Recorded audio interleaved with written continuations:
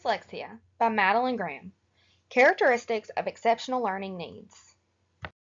Dyslexia is a language-based learning disability. It is not only about reversing letters and getting them mixed up.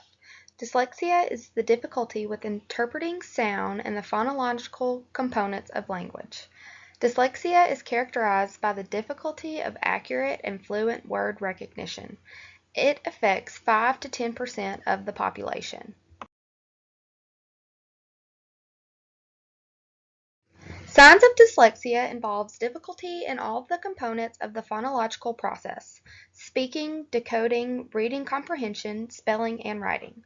Dyslexics can have difficulty with memory and memorization. They tend to make guesses at words. Sometimes dyslexics may have poor handwriting skills.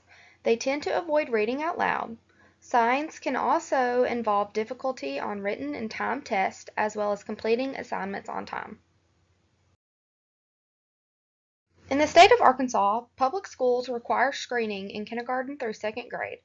If the student shows signs of dyslexia, the information is reviewed by a school-based decision team.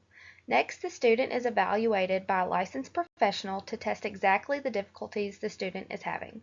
The trained professional will also take into consideration background information, oral language, word recognition, spelling, and more.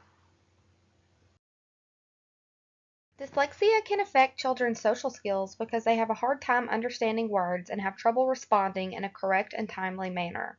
This can lead to a lack of self-esteem, especially when younger children do not understand the disability of dyslexia, and may cause a child to have very few friends growing up. They can also have anger issues or become extremely agitated because they recognize that they are having learning difficulties compared to their classmates.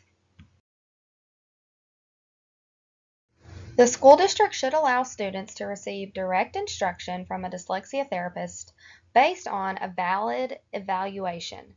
The therapist should design an appropriate instructional program that properly fits the student. There are many different instructional strategies the therapist can use, such as explicit, systematic, individualized, inclusive, and multisensory.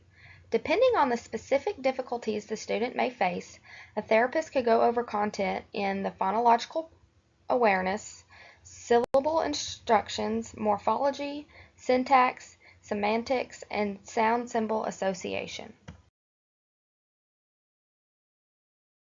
3 helpful websites are www.arkansased.gov, www.childmind.org, and www.dyslexiahelp.umich.edu.